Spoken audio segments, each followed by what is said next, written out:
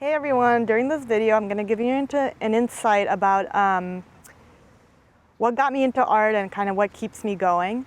So I've always loved art from a really young age. I always remember drawing, and I don't remember when I started drawing. It's just something I always remember doing.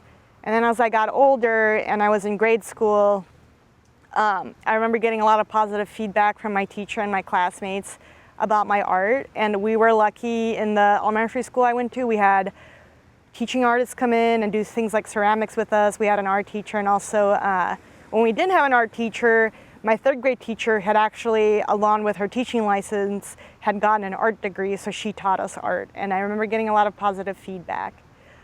In high school and college, I did a lot of theater, and I think that influenced my current interest in interactive performance art.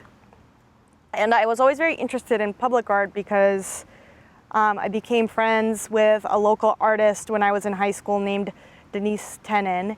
And she was a ceramic artist who did a lot of public art projects, and she would have me assist her in her studio and just play around with clay.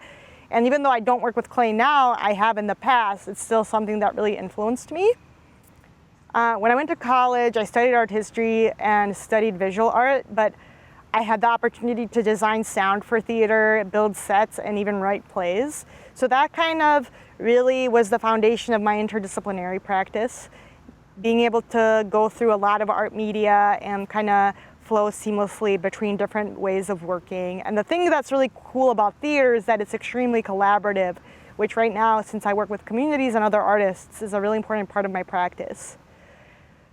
Now, I think what keeps me going is a commitment to creating social change through art and creating something of value for my community. I think it's really important to leave the world a better place than how you found it, and for me that just happens to be through creativity.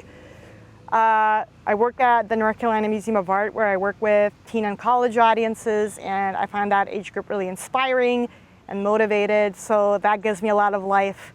And that flows into my other creative practice, where I make drawings and performances and community-based projects. I think the most important thing is the people.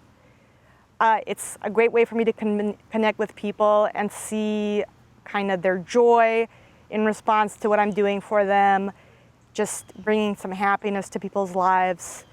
And it brings me a lot of happiness to be able to connect with people. And of course, my drawing practice, which is very personal to me, gives me a lot of relief. I like to call it my art therapy.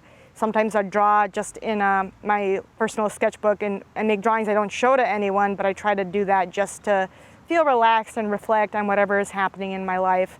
So I always want to do at least one creative thing every day, or something related to creativity, even if it's just a really small thing.